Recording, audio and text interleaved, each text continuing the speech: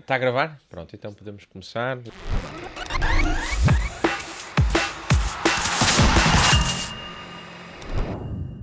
Sejam muito bem-vindos a mais um episódio do podcast Irreverente. Hoje com um convidado diferente dos convidados anteriores. Tivemos, entre muitos outros, Miguel Morgado, Adolfo Mesquita Nunes, vieram-nos falar do seu percurso político, dos livros que lançaram recentemente.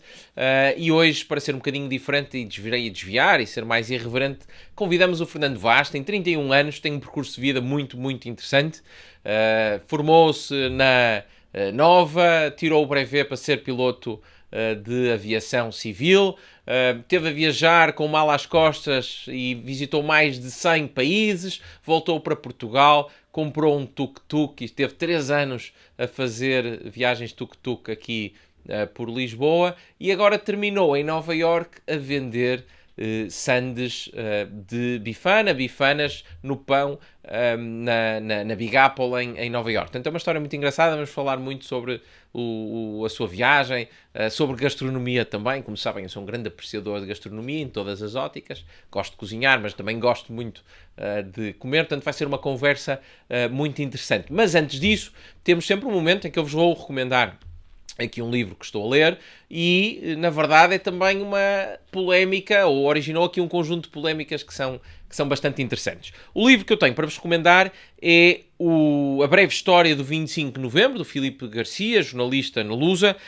que segue aqui uma abordagem bastante descritiva e factual e, portanto, não é um livro que tente dar uma perspectiva política. Obviamente que todo o evento, todo o 25 de Novembro está envolto em muita política, mas segue uma abordagem mais descritiva, mais factual.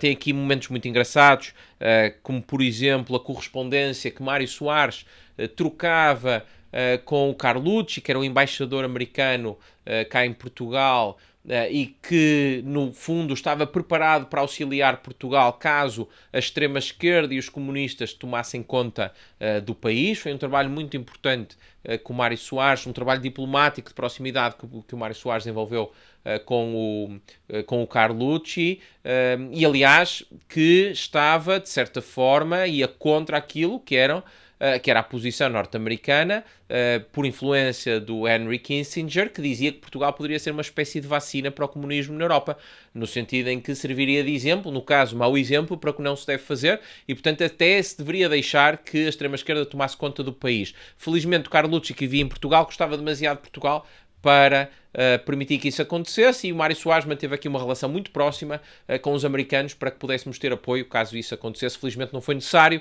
porque houve, não apenas a nível civil, o Mário Soares no caso, mas também a nível militar, homens e mulheres que se levantaram e que impediram que isso tivesse acontecido. A nível operacional no terreno, Jaime Neves, mas a nível da coordenação das Forças Armadas, também Ramalhianos, o general Ramalhianos, que foi aqui uma força muito importante, e também, claro, o contributo do grupo dos 9 e de Mel Antunes foi importante para travar esta corrente interna das MFA, que era dominada pela extrema-esquerda, e a nível civil também havia várias correntes políticas que queriam, de facto, que a seguir à Revolução de Abril existisse uma Revolução de Outubro, neste caso em novembro, mas que fosse a Revolução de Outubro. Curiosamente, a Revolução de Outubro na Rússia também, na verdade, ocorreu, porque o calendário deles é diferente, ocorreu em novembro, e eles queriam, no fundo, que isto aqui virasse uma ditadura de proletariado e que passássemos de uma ditadura para outra ditadura, de sinal contrário, mas continuaria a ser uma ditadura também. Portanto, foi muito importante este momento do 25 de novembro. O livro relata toda essa história, fala também desse momento muito importante que foi quando o Mário Soares conseguiu juntar junto da Fonte Luminosa mais de 200, creio que foram 200 mil pessoas, e no fundo era um apoio de gente que não queria esta via da extrema-esquerda, esta via da continuidade revolucionária e da legitimidade revolucionária, e que queria, no fundo, era a democracia e paz no país. Esse foi um momento muito interessante. Fala também, obviamente, dos debates com o Álvaro Cunhal, em que Mário Soares o acusa de querer transformar Portugal numa ditadura, e o Álvaro Cunhal responde, e aliás isso ficou eternizado, com um olho que não, olhe que não, que é aliás uma frase que é muito usada em política e está aí a sua origem. E portanto, este é o livro que eu tenho para vos recomendar, é um livro muito interessante sobre o 25 de Novembro.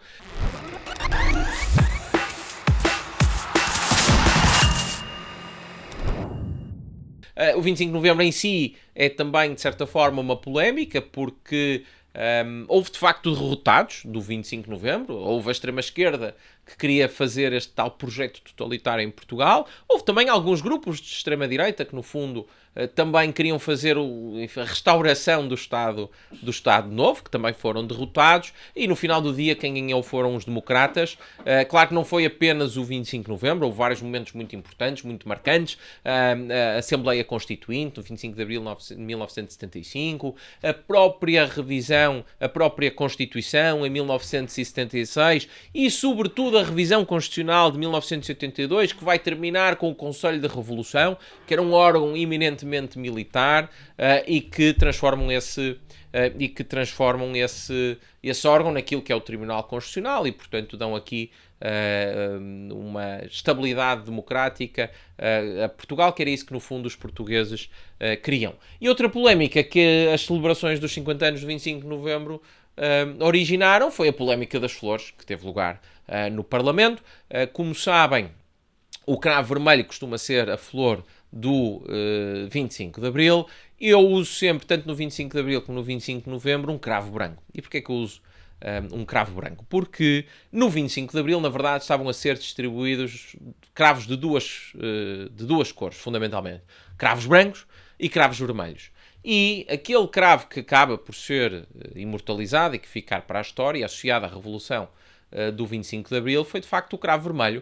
Mas porquê? E aqui, uma vez mais, há uma razão política para isso, pelo menos segundo Salgueiro Maia, que estava lá no terreno. Ele disse que, embora estivessem a ser distribuídos cravos de ambas as cores, o fotógrafo acabou por focar mais no cravo vermelho, porque tinha aqui uma ligação maior à esquerda.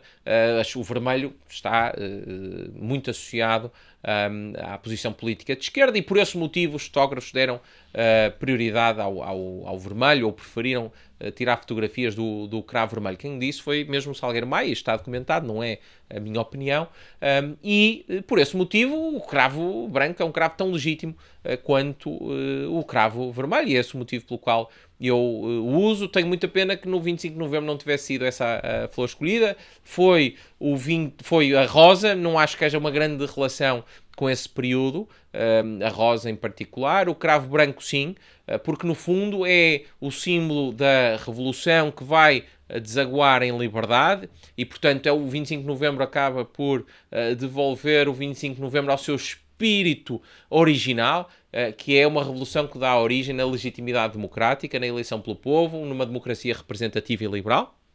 E, portanto, esse é o símbolo, é o que representa o cravo, mas sem o vermelho que nós associamos a um regime mais à esquerda e ao socialismo, por um motivo simples, porque a democracia é para todos, esquerda e direita, não é uma coutada da esquerda. O 25 de Abril não é uma coutada da esquerda, como o 25 de Novembro não deve ser uma coutada da direita, é uma data de todos os democratas e por isso é que nós devemos celebrar o 25 de Novembro. E por hoje é tudo. Vamos ter agora a minha entrevista, conversa com o Fernando Vaz. Portanto, fiquem para assistir, que vai ser muito interessante. E até ao próximo episódio, que parece-me, eu acho que vai ser muito, muito interessante, com um grande convidado que todos vocês conhecem e que vai nos dar aqui a oportunidade para fazer bastante humor. Até uma próxima.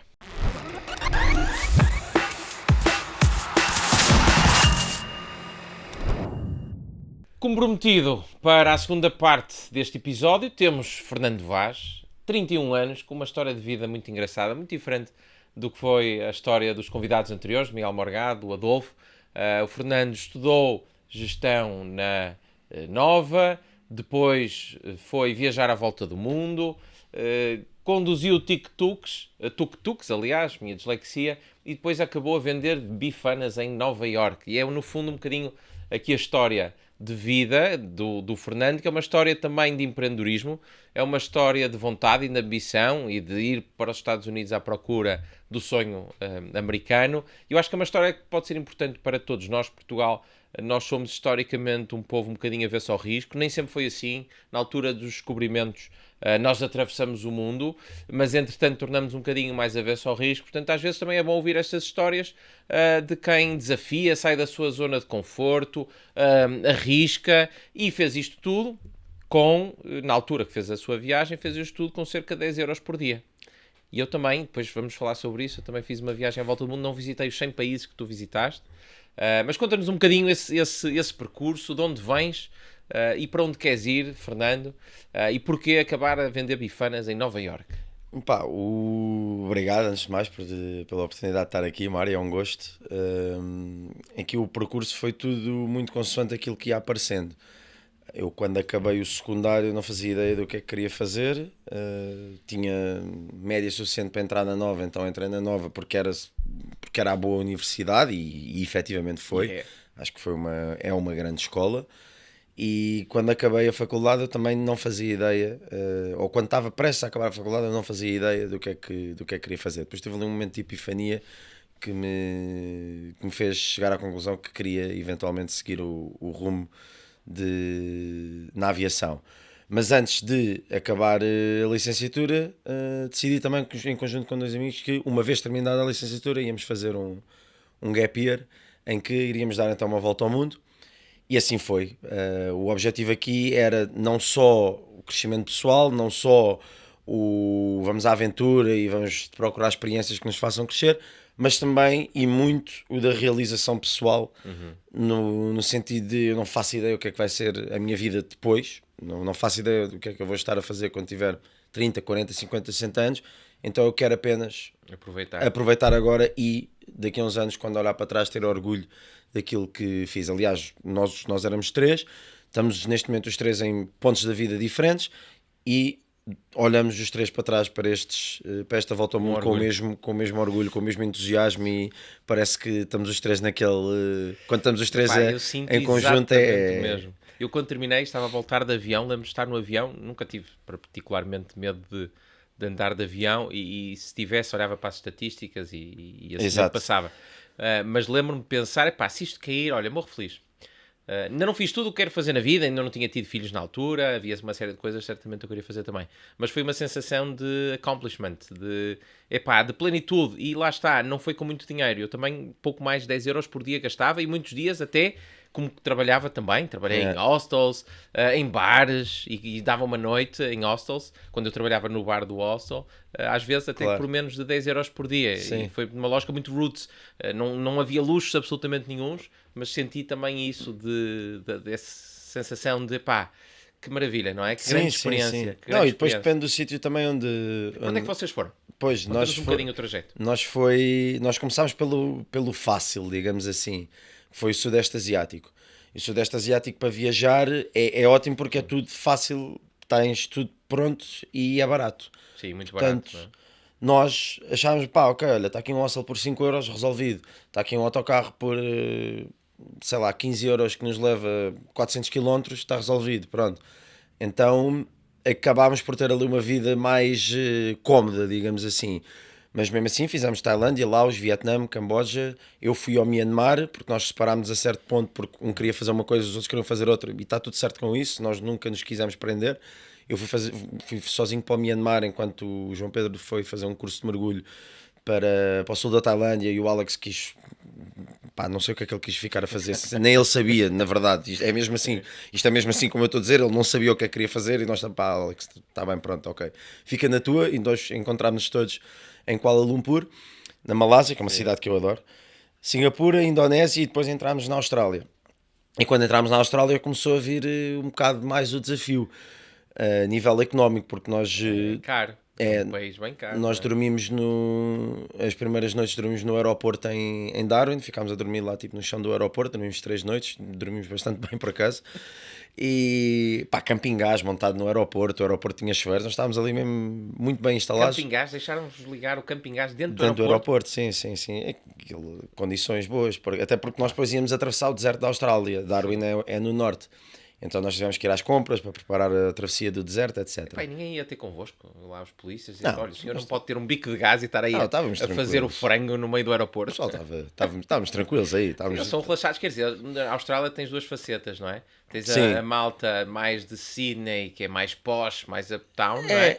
E depois tens a outra malta de Melbourne, que é muito mais relaxada, mais laid back. Mas nós aqui, nós estávamos mesmo tipo lá em cima, não era deserto, porque era Darwin, mas numa não, zona mas é norte, ok. que nem é Sydney nem é Melbourne. Ok. E eu concordo com a análise que tu fizeste estas duas cidades, eu adoro Melbourne, por exemplo, mas Darwin é uma Austrália completamente diferente, pronto. Mas isto para dizer o quê? Nós chegámos, saímos do aeroporto a primeira noite e pensámos, olha, vamos à cidade e vamos ver o que é que há lá, tipo um sítio baratinho para dormir. Hostel, $30. Se querem acampar num parque de campismo, $20. Eu tipo, pá, grande abraço, volta para o aeroporto. Nós nem tínhamos budget para pagar 20 euros por uma noite, não nos cabia pela cabeça. Então, a partir daí, eu pessoalmente, desde o momento que entramos na Austrália, em 6 meses, eu só paguei 3 noites de alojamento. Foi um parque de campismo na Austrália que foram $2, foi uma noite na Nova Zelândia que foram $30 neozelandeses e uma noite no Canadá. De resto, conseguimos sempre nunca pagar para dormir. Mas faziam. Como é que se chamava aquele site? Nós tínhamos tendas para o acampar. aluguer do sofá. Couchsurfing. O couchsurfing, exatamente. Fiz bastante Ok. couchsurfing, sim. Acampar também, nós tínhamos tendas, então acampávamos onde desse para acampar. Muitas vezes Mas estavam. acampar na Austrália é um desafio, não é? É um desafio, estar ali, quer dizer, depende das zonas, mas estares ali e de repente aparece-te uma tarântula do tamanho da tua perna. Olha, fiz 2 viagens grandes na Austrália e nunca vi uma tarântula. Portanto, isso aí é Mais mito urbano. É mais. De facto, eles têm muito, não é? Mas, enfim, os tubarões nas praias também, mas com muitos avisos, não é? Há sempre malta, os watchers, a controlar. Sim.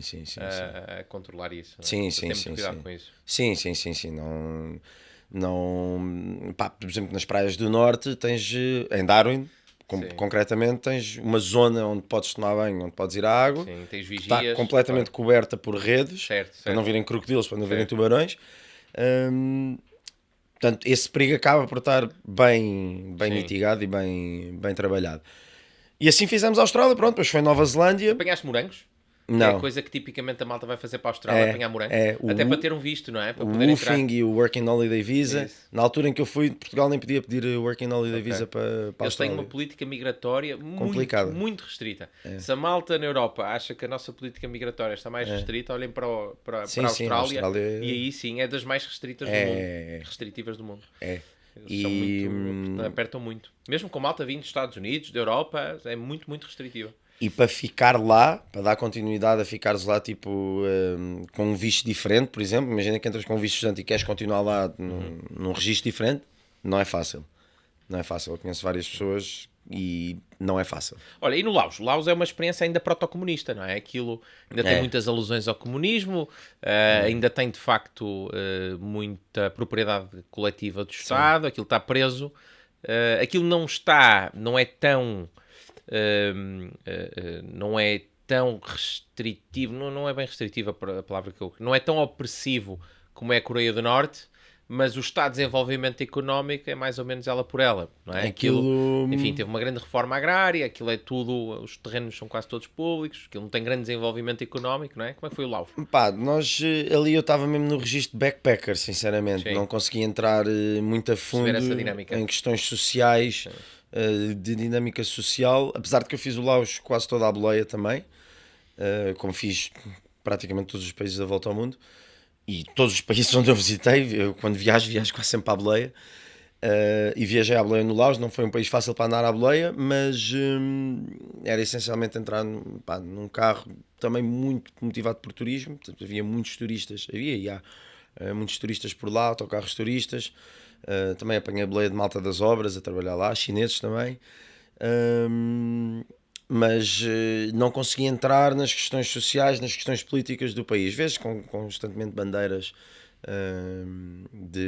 muita propaganda da alusão comunista, sim, mas não consegui entrar nas profundezas porque ainda era o registro de backpacker, e lá está, o Sudeste Asiático também, para uma pessoa que está a começar a viajar de backpacker, é um registro muito mais de ir para um hostel, bebes uns O copos meu com o plano pessoal do original era hostel. terminar no Sudeste Asiático, já agora só para meter aqui, Sim, tu fazer a fizeste ligação. o quê? Tu Pá, estiveste eu por onde? comecei em Portugal. Apanhei o comboio, aliás, eu andei sempre transportes públicos, com exceção da viagem de avião para a América do Sul. Aí era um bocadinho difícil ir transportes públicos. Mas andei sempre de comboio, sobretudo de comboio. Saí de Portugal, mochila, e fui fazendo Europa, sul da Europa todo, sul e centro da Europa. Depois Balcãs, leste da Europa e os países do Báltico. A ideia era ir para São Petersburgo, em São Petersburgo apanhar o Transiberiano e sair em Vladivostok, descer Vladivostok, Mongólia, China e depois o Sudeste Asiático. E estou algures em Istambul com uma malta da América do Sul que me diz assim, cara, nós acabamos de vir daí. Era um brasileiro, o Tiago, lembro perfeitamente, o carioca. Ele a dizer, 3 semanas a comer peixe seco, porque é aquilo que eles vendem, não é? Lá nas paragens, nos apiadeiros do Transiberiano, e aquilo é muito bonito durante 2, 3 dias, mas depois são semanas com a mesma paisagem pela Sibéria adentro, não é? E no fundo a beber vodka com os russos. Ele disse-me, olha, o verão está começando na América do Sul, e portanto, mas é para a América do Sul. Se não conhece, eu não conhecia, nunca tinha lá ido. E portanto fiz uma alteração, eu tento não ser... quer dizer, quando estás a fazer uma viagem destas, é bom ir também ao sabor do vento 100%. e não ter a coisa demasiado planeada. Mas tens de ter aqui alguma ideia Claro. definida. E eu, que tento não fazer essas coisas por impulso, pego no portátil, vejo as viagens, pumba, pago. E comprei viagem depois para o Brasil, para Florianópolis, mesmo ali no dia 27 de dezembro.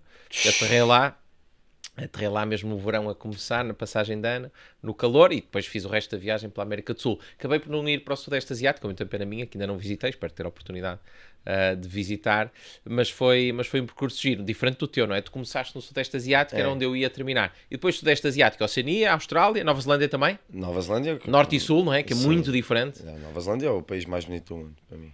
Aquilo é muito engraçado. Aquilo tem muitas ovelhas, não é? Aquilo tem para aí mais 4 milhões de pessoas, 40 milhões de ovelhas. 10 vezes mais. 10 Quando vezes nós estive mais. lá era assim. É o melhor país São os do mundo. kiwis. Os kiwis. Conhecidos como os kiwis, que é o pássarozinho, não o kiwi o fruto, É o mas pássarozinho. o pássaro. É o melhor país do mundo. Aquilo é muito bonito, não é? A beleza é natural. Eu surreal. nunca lá fui, mas a beleza natural. É incomparável, não há nenhum país. Depois o Norte que e Sul são muito diferentes, não é? São espaços, são zonas diferentes, mas tens uma variedade paisagística na Nova Zelândia que é incomparável mesmo. E Não há qualidade de vida, não é? tudo.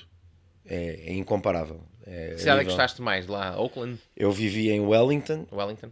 eu fiz lá o meu intercâmbio de faculdade. Lá está daquelas oportunidades que a Nova proporciona e as vantagens de estar numa faculdade como a Nova. E foi a experiência mais transformadora da minha vida. Foi quando fui fazer o intercâmbio para a Nova Zelândia. Na altura aproveitei para viajar a Nova Zelândia toda a boleia e depois à Austrália também. E na volta ao mundo acabei por voltar a estes 2 países que na altura me tinham marcado tanto e continuam a marcar, mas foi bom poder voltar. E fizemos a Nova Zelândia, que é o país mais bonito do mundo, pronto, para mim não há hipótese. E daí Polinésia Francesa, Ilha de Páscoa, eu fui à Ilha de Páscoa também. Foi giro, aterrei na Ilha de Páscoa sem fazer ideia de onde é que ia dormir, aterrei só e saí do aeroporto, mexi lá as costas, primeira casa que está... Não foi na Ilha da Páscoa, eu acho que já não me recordo se foi na Polinésia Francesa ou na Micronésia que houve um surto de suicídios, que aquilo se virou um fenómeno social e a partir daí até se deixou de noticiar suicídios porque se percebeu que há ali uma componente sociológica e que aquilo, enfim, não era que se transmitia, obviamente como se transmite um vírus, mas havia influência social. Aquela zona assim... Não sei se foi na Polinésia ou na Micronésia. As ilhas ali têm... Ilhas do Pacífico têm muitos problemas sociais. Principalmente com álcool, com violência, então não me surpreende que esse seja... ali no meio do oceano, rodeado por mar, só isso é um bocadinho estranho. E geneticamente também, geneticamente não e é uma lidam grande tão bem. distância tudo, não é? E geneticamente não lidam tão bem com o álcool porque não têm tanto tempo biologicamente a consumir álcool como os povos europeus. Então há esse problema lá.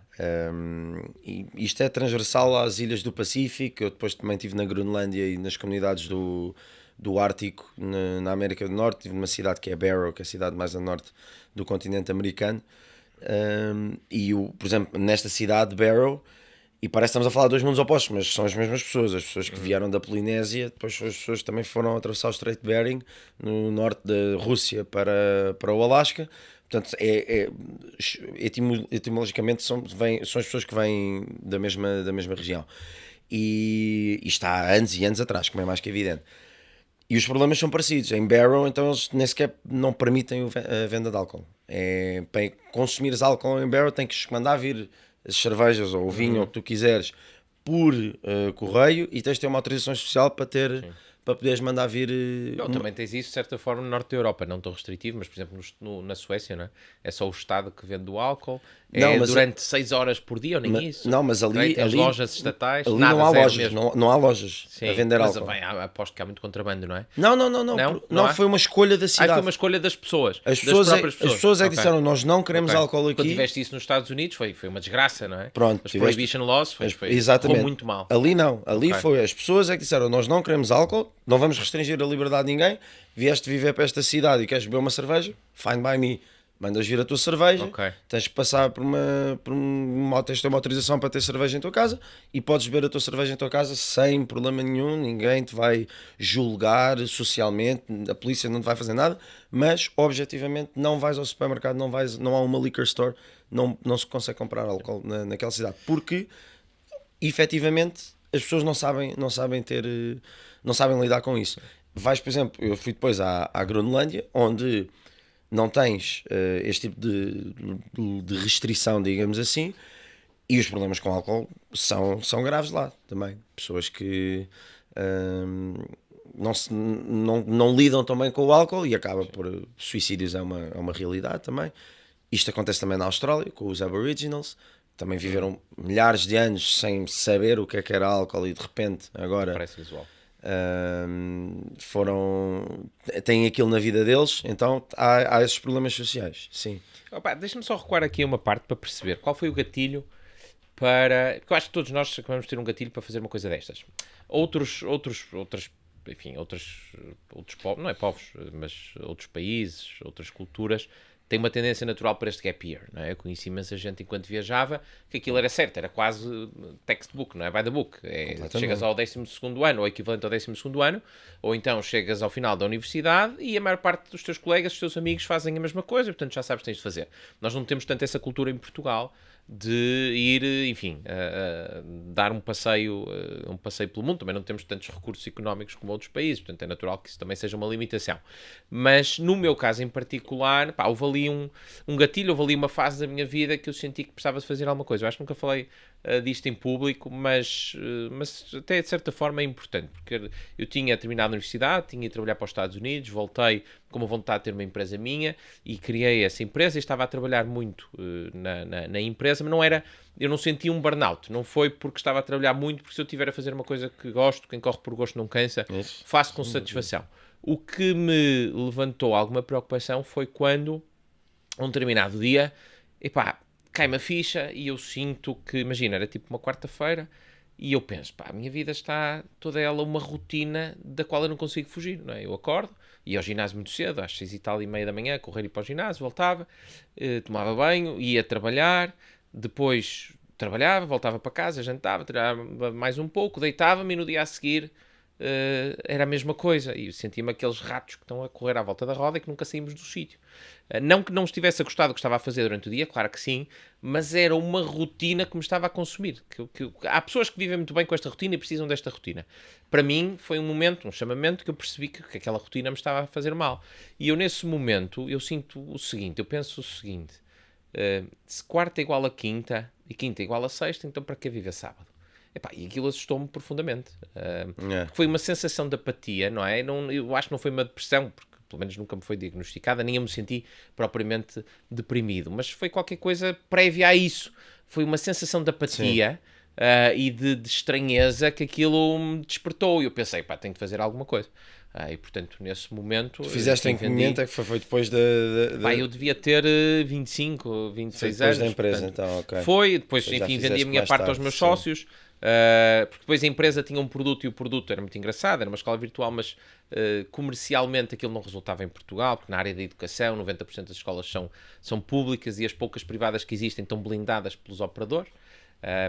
Aliás, na própria escola onde eu estudei, nem sequer me deixaram ir lá apresentar o produto. Disseram, Pois. nós já exclusivamente trabalhamos com estes, e nós dissemos, mas não estamos a concorrer, porque nós não produzimos material, isto é uma infraestrutura. Mas disseram, nem vale a pena. Yeah. Portanto, já estão blindados com Yeah. operadores que existem no mercado. Portanto, comercialmente aquilo não era viável. E depois a empresa virou para a empresa de serviços, onde, enfim, desenvolvimento de software fazia bom dinheiro, mas no fundo já não era o motivo pelo qual eu estava ali, que era o desenvolvimento de um produto, Claro. um produto que fosse meu, não é? E sentia-se esse gatilho de, epá, tenho que fazer alguma coisa e, portanto, cedi a minha É a parte tal questão da e fui realização. viajar. E tu, tiveste, Assim, vocês os três tiveram esse gatilho? Como é que Tivemos isso um bocadinho, sim. Ou foi Tivemos uma noite de copos em que depois acaba Olha, três avançados? um deles veio por uma noite de copos, sim. Que foi literalmente o Alex. Nós somos as três pessoas muito, pá, impulsivas a certo ponto.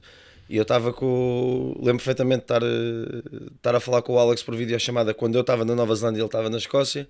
E ele disse: olha, vou com o João Pedro para o ano dar uma volta ao mundo. E ele: tá bem, olha, também vou. Ok, pronto, e foi assim. O Alex, isto foi como o Alex foi. E o João Pedro, e estávamos a falar aqui um bocadinho um com o outro antes de arrancarmos. E na altura nós fomos, tu estavas a dizer e bem que não é tão normal ou tão socialmente aceito fazer-se aqui este tal Gap Year, e nós tivemos contato com a Associação Gap Year Portugal, fomos ao evento que era o Encontro Nacional de Gappers em 2015 e foi aí que vimos também muitas pessoas que tinham feito um Gap Year. Eventualmente, quando voltámos do Gap Year, todos fomos também ser voluntários na Associação Gap Year Portugal. Foi uma experiência que me fez crescer também brutalmente.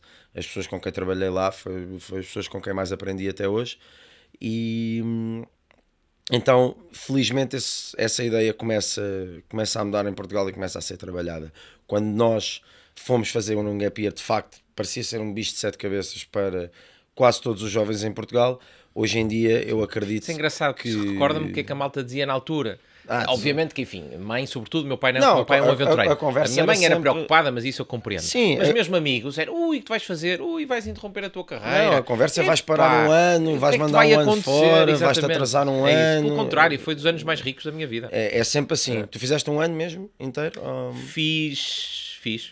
Pronto, acabas por fazer um ano. Terminei 2000, comecei a viagem em setembro de 2009 ou 2010 e voltei em agosto. Não, pois esquece. Nessa altura fazer um Gap Year era, pá, para mim em 2015 já era um bicho de sete cabeças. Sim. Em 2010 então ainda mais, em 2009 que foi quando tu arrancaste. E isso felizmente está a mudar. Eu acho mesmo que isso está a mudar para bem. Há um grande trabalho é fundamental da Gap Year Portugal nisso. Outras culturas, outras formas de estar na vida. Claro. Olha, não generalizando, quem foi o povo, para ver se corresponde à minha experiência, quem foi assim a malta mais maluca que tu Estados Unidos, sem dúvida. Foi? Os claro, americanos? Obviamente. Por acaso, para mim foi os australianos. Viajar nos Estados Unidos é uma experiência social absolutamente fantástica. Sim, sem dúvida. Eu fiz a Route 66 também. Sim. Mais tarde, depois com 3 amigos. Nesta viagem eu fui sozinho. Fui só de mochila às costas. Não fui com ninguém. Mas nunca estava sozinho. Aliás, havia momentos que eu tentava ir para sítios onde não tivesse ninguém para poder descansar um bocadinho e estar sozinho. Claro. Mas na minha experiência foram mais australianos. Os australianos, generalizando, obviamente. Claro que há sempre exceções, como é óbvio, não é? Tenho que fazer o key disclaimer para a malta não me chatear. Mas a verdade é que de uma forma genérica, os tipos são os malucos no bom sentido. Estão sempre preparados para a festa. Enfim, no Australian Day às 8 da manhã já tinha uma pirâmide de cervejas às 8 da manhã. Tu estiveste lá na Austrália onde? Não, eu não estive na Austrália, mas conheci muitos australianos em vários países. E havia ali uma coisa que era transversal. Os tipos são party rockers. Não, aí eu pensava que tu estavas a dizer mais dentro do país. Não é dentro do país, é de povo, do ponto de vista de povo. Com aquele espírito mais são bons candidatos para isso. São ótimos candidatos. Os australianos são ótimos candidatos para isso. Mas eu acho que viajar nos Estados Unidos, à boleia como nós viajamos, é uma coisa. À boleia não viajei. Foi Route 66, não foi de mota, de Harley. Alugamos um carro, fomos os 4 num carro a atravessar. Sim. Brutal. Eu tenho muita pena de não ter ido mesmo para o centro dos Estados Unidos. Nós só fizemos as costas. Fizeste a Pacific Coast Highway, que é maravilhosa. São Francisco e LA, que é uma estrada mesmo junto ao Pacífico, muito bonita, é extraordinário. Essa fiz. Nós começámos às boleias em Santa Bárbara. Essa estrada cénica, Santa Bárbara, Santa Mónica, e subimos até... Eu e o Alex íamos para São José, Fomos ver um jogo do Benfica, à casa do Benfica de São José, que foi uma experiência pá, fantástica. E voltámos, acampámos em Mavericks, não sei se sabes onde é, que há o filme que é o Chasing Mavericks até, que é Half Moon Bay. Pá, um Half sítio... Moon Bay, conheço, mas é que de que zona? É na costa ou mais para dentro? Costa, Mas costa. é Bay Area? Não é Bay Area. Ok. É mesmo na costa do Pacífico. Pá, é uma Mas capital do entre surf. San José e São Francisco? Não, Na capital surf tem Santa Cruz também. é uma Ok. das ondas grandes. É tipo, pá, é tipo Ok. Tiaúp no Tahiti, é Certo. Nazaré em Portugal, Certo. é Porque Mavericks em Santa no... Cruz também tens muitos surfistas. Tens. Aquilo é uma zona super Ok. popular para surfistas. E nós, a partir de São Francisco, então aí já fomos mais por dentro, porque o objetivo era chegar ao Alasca, que chegámos. Aliás, fomos ao autocarro do... Não fui ao Alasca, com muita pena aí. Nós fomos ao autocarro do Into the Wild, também foi aquele filme Fizeram a que cena a Survivor? fizemos. Into the Wild, o gajo que acaba morto, a morrer dentro do autocarro, não é? Come qualquer coisa que essa é é da spoiler, mas enfim, é um tipo que Não, está no mas meio do Alasca, essa é a depois versão come uma coisa oficial. venenosa, não é? Essa é a versão oficial. A oficiosa é outra? Eu acho que sim, eu acho que. E tendo estado lá, acho que objetivamente, pá, o rio que supostamente o impediu de voltar, nós atravessámos esse rio em 2 dias distintos. A ir para o autocarro, o rio estava muito calmo, a voltar, o rio estava muito forte. Portanto, um tipo como ele que se aguentou 3 meses no mato do Alasca sozinho, eu acho que ele podia ter esperado para que o rio se acalmasse. Mas nós nunca vamos saber a versão Claro, aquilo ele não que deixou nada escrito, não é? ele sobre isso não deixa detalhes muito concretos. De facto, ele escreve que tentou atravessar o rio e não conseguiu e por isso voltou para o autocarro. Essa é a versão que todos sabemos, mas nunca vamos saber o que é que efetivamente aconteceu. Mas pronto, o nosso objetivo era chegar ao Alasca, que chegámos, e também é um sítio brutal, de paisagens brutais. Foi onde eu vi as auroras boreais, que foi a coisa mais bonita que eu vi até hoje a nível de fenómeno natural. Tudo à boleia também, e aí é que tu vês tipo, os malucos dos Estados Unidos, epá, no bom sentido. Aquilo é um povo, pá, é fascinante mesmo, é uma experiência social. Eu gostei muito dos Estados Unidos, gostei muito de viver também. nos Estados Unidos, mas foi uma sensação engraçada, porque no início foi essa surpresa fantástica, não é? E sobretudo a cultura, eles têm uma cultura muito efervescente, o empreendedorismo, não é? Vamos, aliás, dar o salto para isso, para a tua experiência de tuk-tuks e depois para as bifanas em Nova Iorque. Mas tu sentes isso, eu quando cheguei lá, eu trabalhei em São Francisco, aliás, especificamente em Palo Alto, e quando cheguei lá, a conversa de circunstância dos gajos, cá é, então, como é que estás? Está tudo bem? É pá, o tempo, hoje chove um bocadinho, é pá, pois é e tal, amanhã vai estar melhor. É aquela conversa de circunstância mundana. Eles, isto aconteceu-me várias vezes, e apanhava-me desprevenido, então, e que ideia é que tens para montar um negócio? Eu, como assim, ideia? Eu tinha acabado de sair da faculdade, não é? Estava ali a trabalhar pela primeira vez e aquilo era a pergunta imediata deles, era pá, então que ideia é que tens para montar qualquer coisa? Parece que está no DNA deles, essa cultura empreendedora, pá, e eu acho que isso é uma coisa muito positiva que os americanos têm. Portanto, para mim foi logo assim um choque de realidade que foi muito positivo, mas depois com o tempo, o que é que eu comecei a apreciar mais? Todo o heritage, o património, a cultura que nós temos na Europa. Por comparação com os Estados Unidos, porque não é culpa deles, eles são um país mais recente, quer dizer, é o que é, as coisas são o que são. Mas tirando as grandes cidades americanas, não é? Quando tu tiras Nova York, Chicago, que é uma cidade extraordinária, São Francisco, enfim, uma série delas, aquilo é tudo chapa 5. Eu fiz a Route 66 e vi. Aquilo é tudo chapa 5. Tem quase que é tirado a papel químico as cidades. E não tem a riqueza arquitetónica, patrimonial, histórica que tem a Europa. E eu passei a valorizar muito isso, porque tu, pegas num carro, no meu caso, que sou do Norte, não é? Pego num carro, 2 horas, estou em Espanha, e estou num sítio onde tenho uma língua diferente, onde tenho uma gastronomia diferente. Lá também é muito rico do ponto de vista gastronómico, porque tem muitas culturas lá, e isso é fantástico. Mas não tens tanta diversidade. E eu aprendi a valorizar muito Nem isso perto. Nos Estados Unidos, curiosamente. É assim, a valorizar a Europa. Isso então, eu senti isso ainda mais na Austrália. Essa questão na Austrália, eu apanhei uma boleia de um casal que estava a transportar móveis de Canberra para Darwin. E isto ida e volta são 8.000 km para transportar móveis. Certo. Portanto, isto é literalmente o mesmo que eu Isso é uma dizer que loucura. agora vou levar uma mesa até ao Cazaquistão. Certo. Sim. É isto. Isto é, e tu passas, se tu sentes isso nos Estados Unidos, que sentes, e eu percebi exatamente o que estás a dizer, na Austrália é ainda mais visível essa realidade. Mas para mim o que me surpreende dos Estados Unidos é que nós aqui, nós não temos a noção, nem eles se calhar têm, mas eu acho que isso parte mais de nós. Nós não temos a noção do quão diferentes nós somos socialmente, nós, portugueses e europeus, com os americanos. E eu acho que isto advém também do facto de, como nós chegamos lá e falamos, todos falamos inglês, como temos esta facilidade de comunicação com eles, achamos que eles são imediatamente Nós mais... absorvemos muito da cultura deles, Também. por causa dos filmes. Tudo isso, mas objetivamente nós chegamos aos Estados Unidos e conseguimos conseguimos comunicar com as pessoas. Se tu fores ao Laos ou à Mongólia, não consegues tão bem, não é? Então tu percebes que há uma diferença. E depois fisicamente eles também muitos acabam por ser parecidos connosco, então achamos que há ali uma proximidade social mais que eventualmente acabaria por prevalecer. Até porque eles são grande parte europeus, não todos, não é? E eu acho mesmo latina. que eles são muito diferentes de nós. Aliás, a nível a etnia, social. sabes qual é a maior etnia nos Estados Unidos? A maior parte das pessoas não sabe isto, que é engraçado. Irlandês? Não faço ideia. Tipicamente dizem irlandeses, muitos alguns até dizem latinos, Sim. enfim, oriundos da América Central ou da América do Sul, também não. Não são ingleses, são alemães. Alemães, pois. Alemães. Não, ele tem muita imigração, mas a que prevaleceu no início foi a europeia, depois também com a abolição da escravatura. Mas socialmente eles são claro, há diferenças sociais dentro dos Estados Unidos, mas socialmente eles são muito diferentes. E tu consegues, se tu pensares, tu consegues ver na forma como eles vivem o seu dia a dia, na forma como eles vivem fenómenos sociais.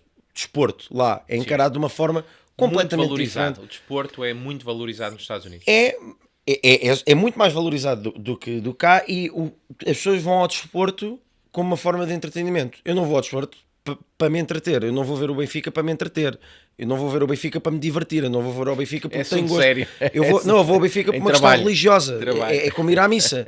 Eu não vou lá porque, hoje está um dia bom, apetece mesmo ir ao Benfica, porque eu vou ficar bem disposto. Não é isso, é uma questão religiosa. Lá eles vão ver um jogo de basquetebol porque querem ver um jogo de basquetebol. Mas não é só entretenimento no basquetebol. Não, mas... No beisebol apanhei uma seca, lembro No de ver um beisebol, jogo do San Francisco Giants. 4 horas. 4 horas à espera de um home run, Claro. E não houve home run nenhum e tu estás ali Mas a eles estão assistir dentro aquilo, do estádio.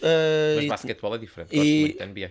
Mas o que eu quero dizer é, os adeptos são muito mais performance-based, digamos assim. Eles são muito mais motivados pela performance que a equipa está a fazer. Aqui não é tanto isso. Aqui prevalece o fator, tu és daquele clube, ponto final, acabou. Não tens aqui não pensas se és mais ou menos do clube porque o clube está a jogar melhor ou pior.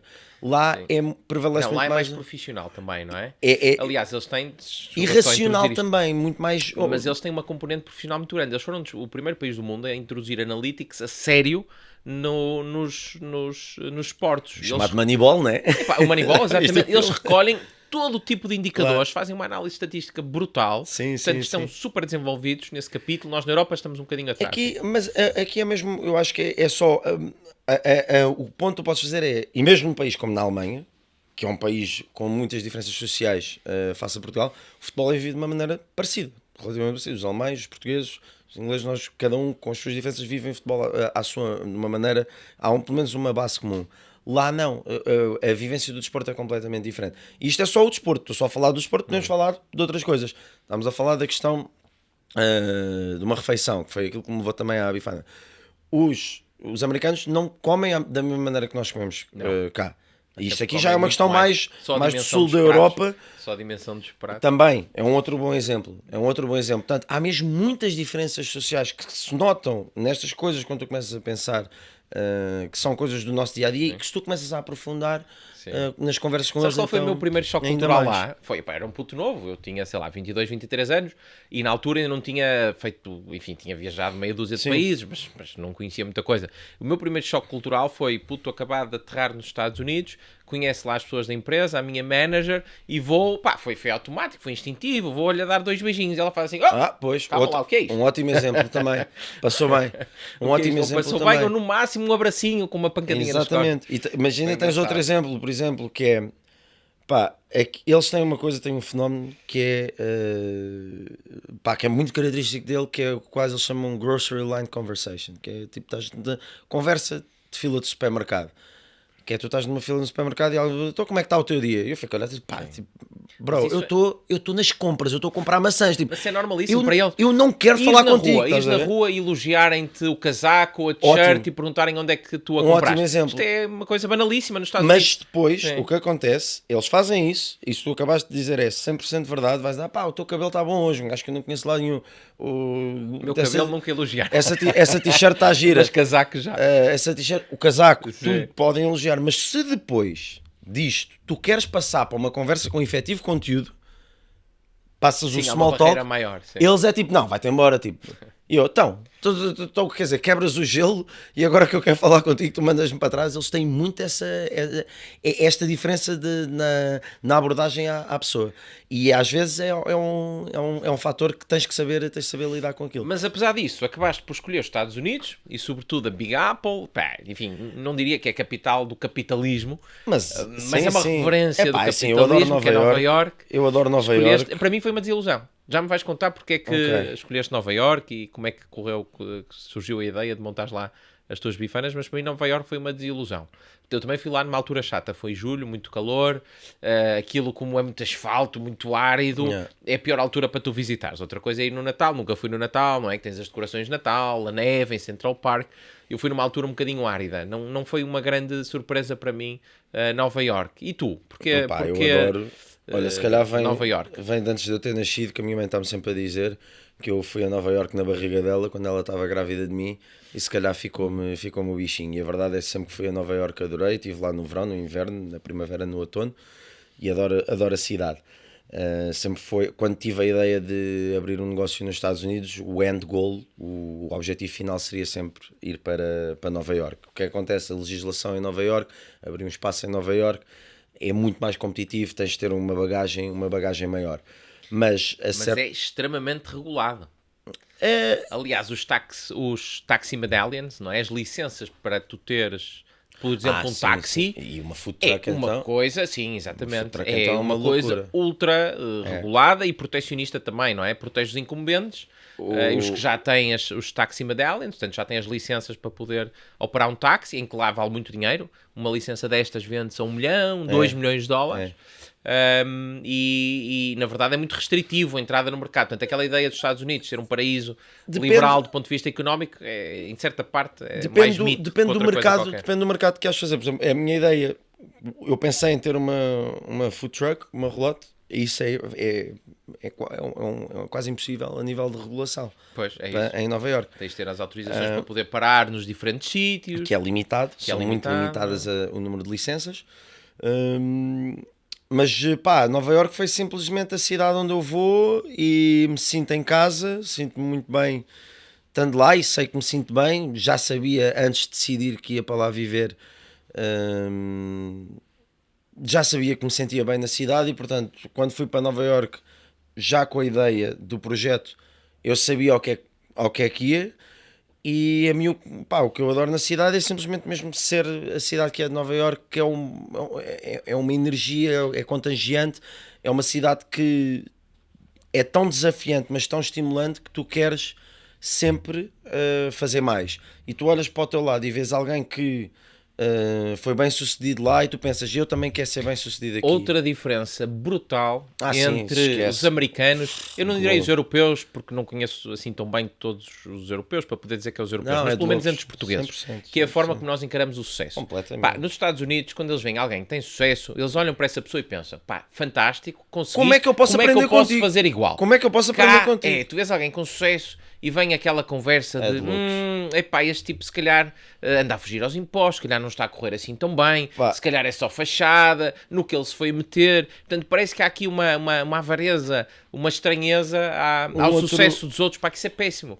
Essa cultura nós temos de alterar isto. Temos de ficar satisfeitos com o sucesso dos outros. E outra coisa, que é a abordagem que tu tens a dois fenómenos, que é a concorrência e o preço. A principal lição que eu tirei de Nova Iorque é a abordagem que eles fazem ao preço. Tu aqui, o português, o que é que tu pensas? Como é que eu consigo vender isto o mais barato possível? Sim, baratinho, é isso.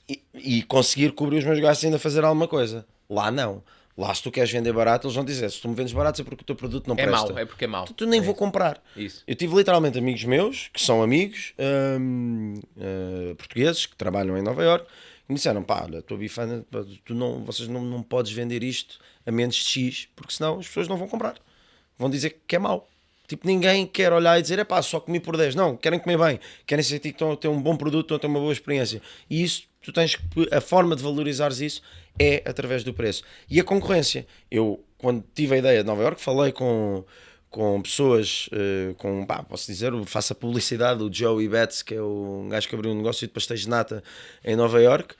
Está super bem sucedido. Olha, outro exemplo, pastéis de natas que quando um antigo Quando ministro Álvaro, da Economia, exatamente. o Álvaro, não é? Como ele gostava que lhe chamasse. Exatamente. Que agora é presidente do Banco de Portugal, governador do Banco de Portugal. Gozaram Sugeriu com isto, ele, gozaram com ele de à alto a tripla baixo, forra, e completamente. hoje em dia é algo que é feito por todo lado. E encontras pastéis de nata até no Japão. Encontras no Japão. Eu lembro de estar, quando estava na Arábia Saudita, agora há 2 anos, a viajar também à boleia, a sair de Riad, estou no carro com o gajo que me tinha dado boleia e vejo uma loja a dizer natas, ou Santa Natas, que era o nome daquilo.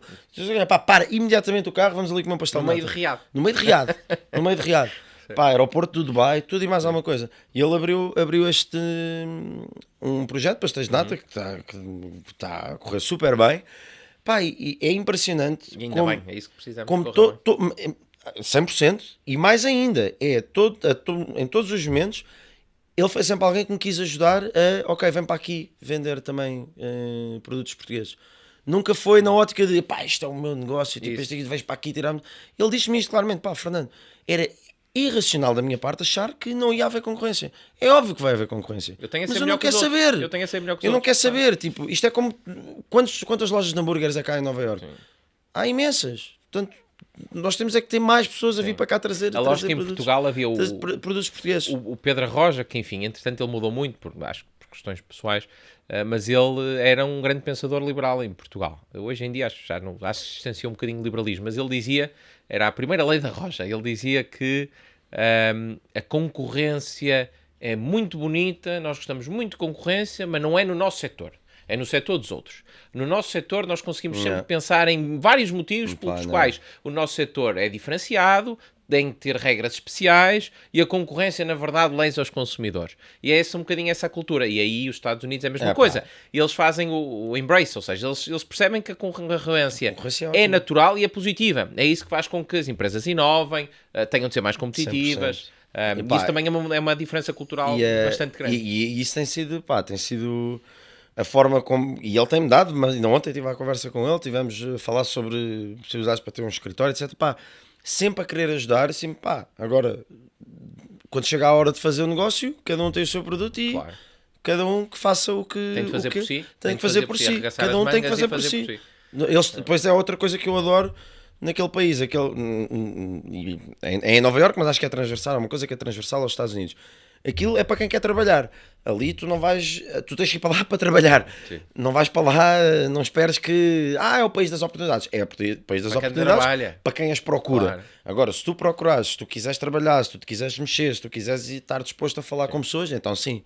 Então, eu acho que não há nenhum outro país no mundo em que alguém que não tenha muita formação pode chegar a milionário. Não é que não aconteça noutros países. Obviamente também acontece. Nós tivemos casos em Portugal. Pessoas com baixa formação que depois fizeram um percurso brutal. Mas quando nós olhamos para a quantidade, não é? Para os números, os Estados Unidos é de longe o sítio onde tu, de facto, consegues ter uma ascensão económica e social brutal, não é? Cá em Portugal são 5 ou 6 gerações. Lá numa geração eles conseguem dar o salto.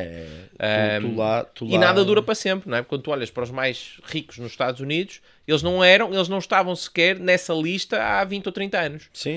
Eram tecnológicas. Sim, há as grandes famílias também, não é? Tipo os Rockefellers, o Vanderbilt, acho que era também uma outra família. Sim, mas já não estão na top 10, por exemplo, não é? No top 10 são tecnológicas. Estão muito bem, sim, claro, estão muito bem estabelecidas, mas isso que tu estás a dizer é factual porque ali não é uma questão de é mesmo uma predisposição para fazer negócio, a predisposição para teres um projeto teu, tratares bem as pessoas que trabalham contigo e tudo isso.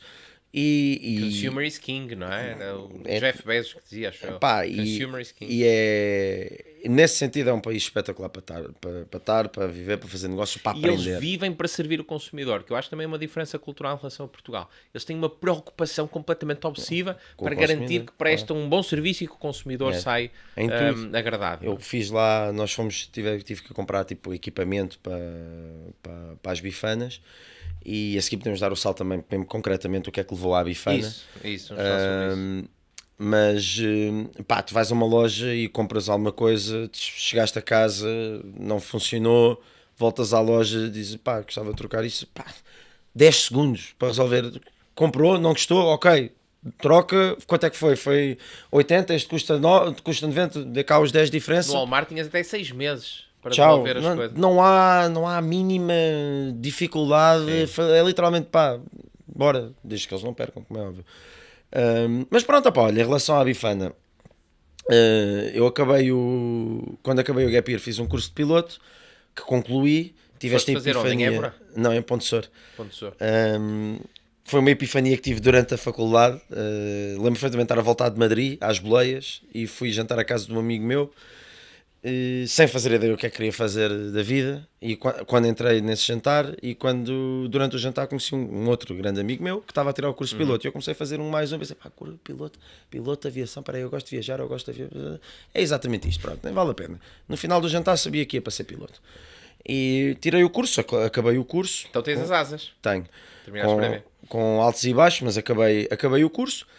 E quando acabei o curso, trabalhei também para fazer uns trocos, naquele período em que uma pessoa está à espera da licença, espera que as fazer companhias. horas de voo também. Não. Ali, naquele caso, o mercado estava tão bom que o objetivo era que as companhias começassem a contratar mesmo pessoas sem horas, sem.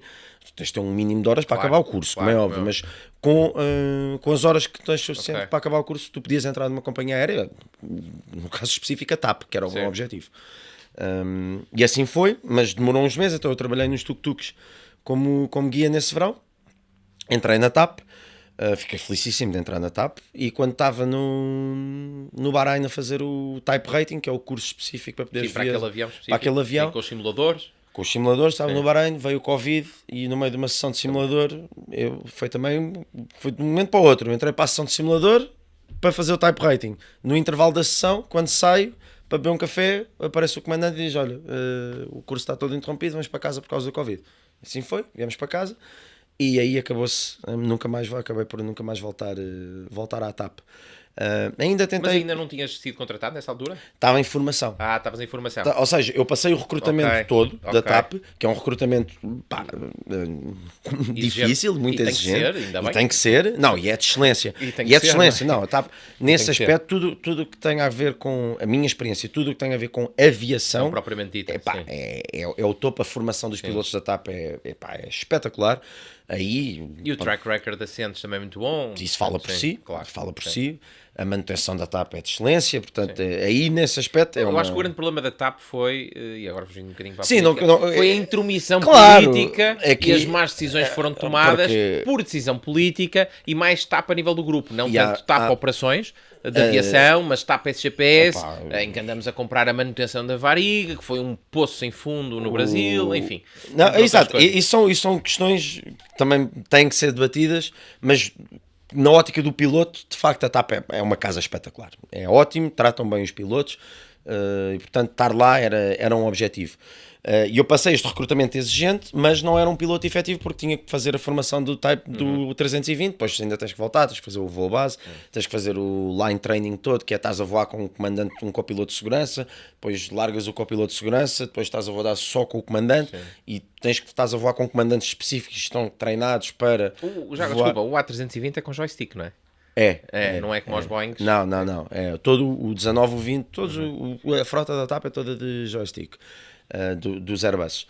E pronto, aí eu tentei continuar na aviação, mas durante o Covid foi muito complicado, e no final de 2021 tomei a decisão de, olha, vou comprar um tuk-tuk, porque acho que o mundo vai voltar após o Covid, e então vou comprar um tuk-tuk. E voltou, boa previsão. E foi a melhor compra da minha vida, foi o tuk-tuk. Tive 3 anos a trabalhar como guia turístico em Lisboa, que foi um sonho de vida. E na altura fiz uma parceria que veio, que se prova e que dura, com gente de muito bom coração, que foi com o Solado dos Presuntos, aqui em Lisboa. Fiz um acordo com... Tinhas uma comissão porque não, levavas para lá. Não. Foi uma coisa ainda mais simples. É literalmente, ele dá uma garagem para eu guardar o tuk-tuk e eu tenho o tuk-tuk todo pintado com as cores do Solado dos Presuntos. Ok. Obviamente, quando um cliente me pergunta onde é que se come bem em Lisboa, Claro, mas eu sim ou sim levava lá, certo. porque eu quero que os meus clientes comam bem, portanto eu quero que os meus clientes vão comer ao melhor, e o melhor para eles, para quem vem a Lisboa, numa ótica turística e quer comer cozinha tradicional portuguesa, para mim não há a mínima hipótese, é Solado dos Presuntos, sim ou sim. Então foi aí que começou a minha relação assim, institucional com o Solado dos Presuntos. Eu já era cliente do restaurante. E a certo ponto, pronto, foram 3 anos fantásticos de tuk-tuk. Eu já tinha o bichinho de levar a cozinha tradicional portuguesa para os Estados Unidos. E numa viagem que fiz a Nova Iorque tive também outra epifania. Foi em setembro de 2023. Estou a sair da estação da Grand Central dos comboios e vejo uma fila tremenda para uma relote que estava a vender sandes de presunto italiano. Uma bicha tremenda. E eu pensei, pá... Esta relote, se eu tivesse aqui uma... não é nada de especial, o ibérico é muito melhor. Sim, o espanhol é muito melhor que o italiano. Mas passantes, se calhar o italiano acaba por funcionar... Por funcionar bem, mas atenção, sou defensor do presunto espanhol. Aliás, é a única espanhol coisa... e ibérico. Nós também, os porcos, na verdade, passam o tempo todo cá. Mas, não é? Então não engorda cá. Só que sou... os espanhóis é que metem valor acrescentado e os vendem. Eu que sou um profundo defensor da cozinha tradicional portuguesa, no que toca a presunto, eu tiro o chapéu ao espanhol. Não, é muito bom. Eles, pata negra. É onde eles são absolutamente... Sim, mas é engraçado já agora que a maior parte desses porcos vem para a engorda cá. Alguns nascem cá, outros entram cá, engordam cá com as bolotas portuguesas, sobretudo na zona do Alentejo, e depois, e depois eles têm a marca e eles fazem a transformação do produto e eles acrescentam o valor. Qual é o peixe mais consumido em Portugal? Claro, o bacalhau. Sim, tens bacalhau na tua costa? Claro. Não tens. Portanto, é a forma como efetivamente depois o produto é tratado, e o presunto é ótimo. Mas pronto, isto para dizer o quê? Eu vejo uma fila tremenda para uma relote de sandes de presunto e pensei, pá, se eu tivesse aqui um tacho, uma fritadeira, com as bifanas, tipo com um cheirinho do refogado, estes tipos desmaiam. Isso é mesmo, para tu fazer uma fila para uma coisa que não tem cheiro, que não é gráfica.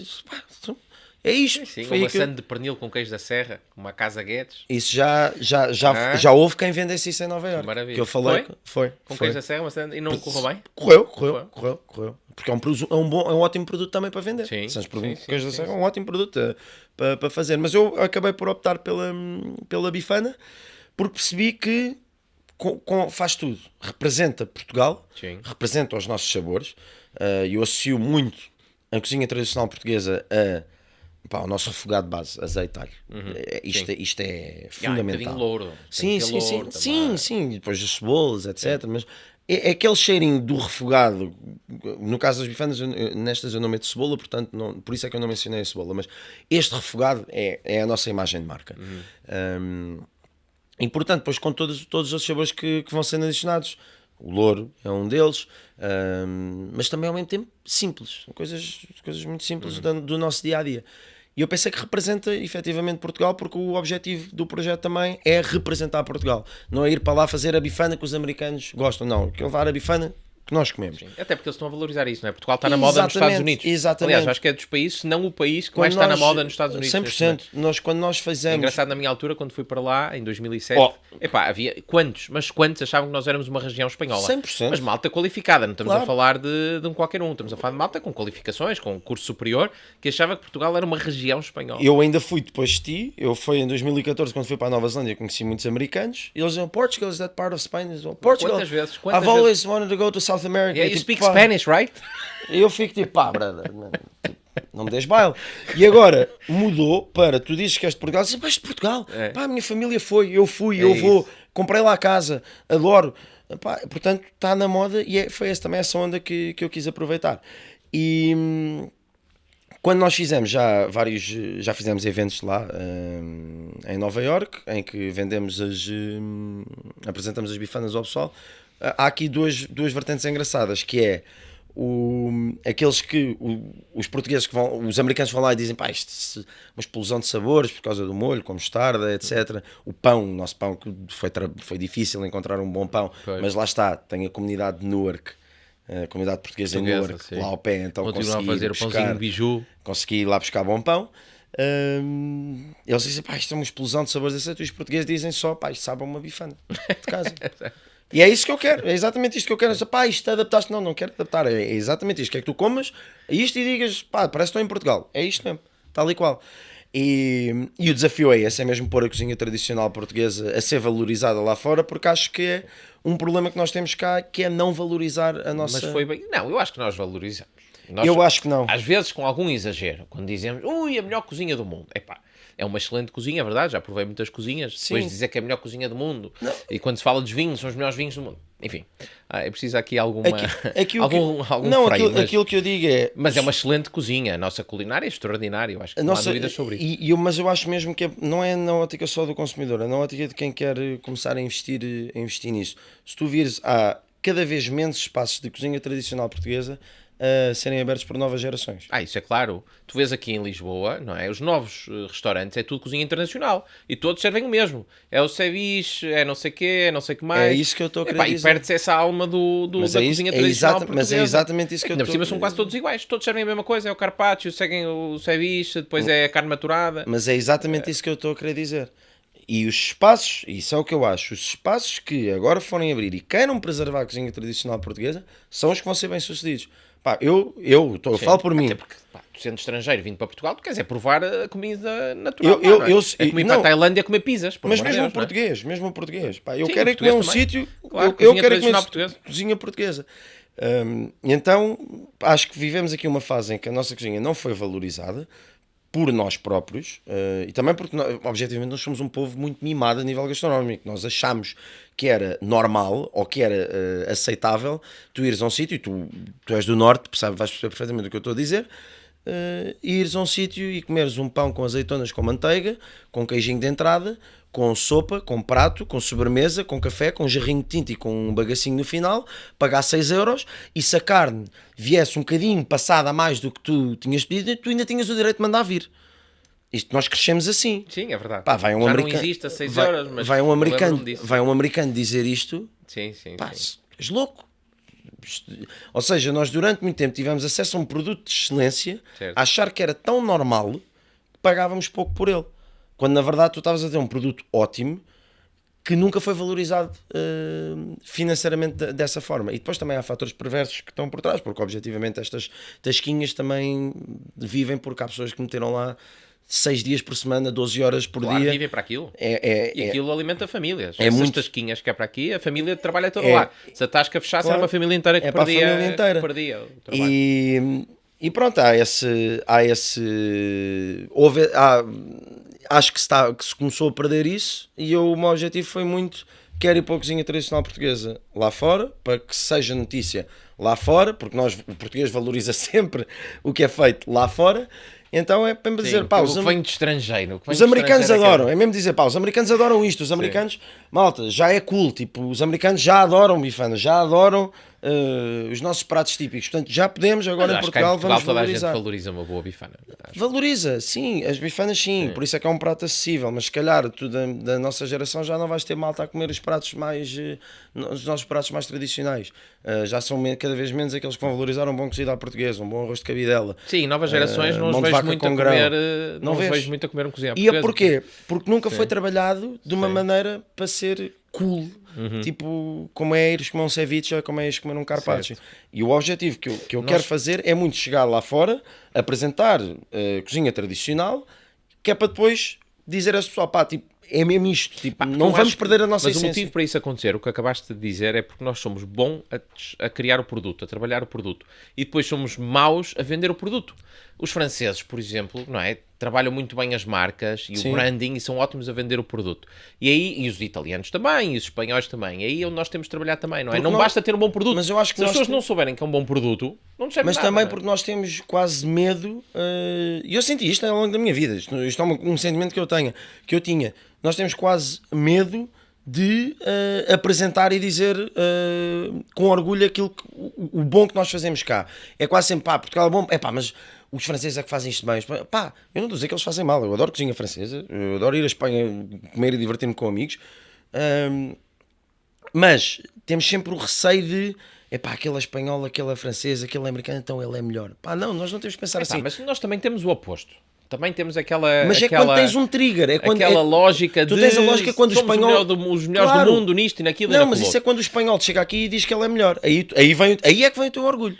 Talvez. Aí sim. é que vem o teu orgulho. Sim, é verdade. Aí E a malta reage toda, aliás, nas redes sociais. Aí é quando tu vais lá coisa. fora e se tu fores e disseres que és português e alguém disser, pá, mas os espanhóis são muito melhores que os portugueses, aí vem a tua alma, porque já tiveste o trigger. Mas por ti, por iniciativa, tu vais estar mais submisso. Sim, é um traço português sim. que eu sentia, eu não estou a fazer, eu sentia isto. Agora, se calhar por causa do Ronaldo, as coisas começam a mudar, porque tu vais a qualquer sítio que vais, é Ronaldo, então tens uma imagem de marca. Não, ele é o grande embaixador de Portugal. É, exatamente, quer se goste ou não, é o que é. E é um bocado isso que eu acho que... Ora, o desafio é esse também. Olha, estamos a chegar aqui ao fim desta fantástica conversa, já estou cheio de fome. E eu acho que escolheste bem a bifana, porque os americanos também é cultural, gostam de ir a comer na rua. Exatamente, da mesma forma que bebem o café, o coffee to go, e vão na rua, também gostam de ir a comer qualquer coisa na rua, pegando com as mãos. E a bifana permite fazer isso, não é? Porque vai no pão. Mas dito isto, pá, eu tenho aqui, eu já há muitos anos que eu acho que há uma ideia que seria vencedora nos Estados Unidos. O grande desafio seria essa questão de como é que tu transformas aquilo numa sandes de mão, que é a francesinha. A francesinha é o prato que foi criado a pensar nos americanos, não é? É uma coisa tipicamente do Norte. Para quem não conhece a história, havia um funcionário da Regaleira, que era uma cervejaria muito conhecida no Porto, era ela, ainda existe, que estava imigrado em França, e em França existe muito o croque monsieur, que é aquela tosta com o queijo em cima, e ele, quando voltou para Portugal, pegou naquilo e turbinou. Encheu de carnes e de linguiça, de salsicha fresca, enfim, uma série de coisas. E depois criou aquele molho, que é uma mistura de mil e uma coisas, depende depois de local para local. Mas a verdade é que aquilo é uma refeição de 2000 calorias, carregada de queijo e de molhos, com a batata frita. Portanto, aquilo foi feito à luz dos americanos, não é? Pensando nos americanos. E eu acho que teria muito sucesso, poderia ter muito sucesso nos Estados Unidos. O grande desafio é tu dares a conhecer o produto, não é? Porque através do word of mouth era um processo que iria demorar um bocadinho. E o desafio era transformar essa francesinha numa sandes portátil, não é? Mas o que é complicado teres de pôr molho, mas eu sei que tu também pensaste nisso, não é? Equacionaste essa hipótese. Pensei, a minha primeira ideia até foi com francinhas, exatamente no mesmo mindset que tu anunciaste aqui. Mas depois acabei quando foi a tal epifania, quando saí via relote da malta a comer Santos, por exemplo, eu pensei mesmo, é a bifana. Mas eu acho que a francinha é um ótimo produto. E é muito mais fácil de montar, não é? Porque a francinha, se calhar, precisavas num restaurante. Para tu comprares um espaço em Nova Iorque, ias gastar, não imagino, menos de $1 milhão, parece-me impossível, não é? Só para o espaço. Ou então tinhas de arrendar, mas eram contratos de muitos anos. Ias ter-te atravessar a sério. É um investimento, é um compromisso muito maior, não só para quem investe, mas também porque comer uma francesinha é um compromisso. Sim. Se tu pensares, imagina, tu quando comes, vamos só uma francinha, não é uma coisa, já tens de estar cheio de fome. Isso. Começa logo por aí. Não é? Sim, tens de ter aquela inclinação para a francinha. Eu não consigo estar num bar a vender francinhas. Sim. Tipo, a malta não pode estar a beber cocktails e a comer francinhas, né? Se calhar uma mini francinha até dava para introduzir o conceito, mas não como modelo de negócio sustentável. Mas eu tive essa ideia, também fica o desafio para se alguém quiser levar francinhas para os Estados Unidos, vamos embora, vamos a isso, porque eu também acho que é um produto ótimo. Acho que é um produto que não representa tanta cozinha, e eu adoro francinhas, não estou a dizer isto a falar mal, mas é um produto pela influência que tem, não é? Pela história que tem. Sim. É um produto que não é...